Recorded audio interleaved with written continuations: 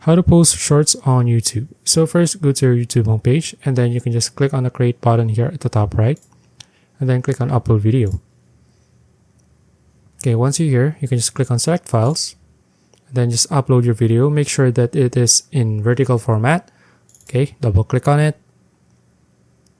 Now here you can just start typing all of the details of your short, and then add the video elements, wait for the checks to be done here, and then go to visibility, and then you can just click on public here, or you can just private it or unlisted, whatever you want.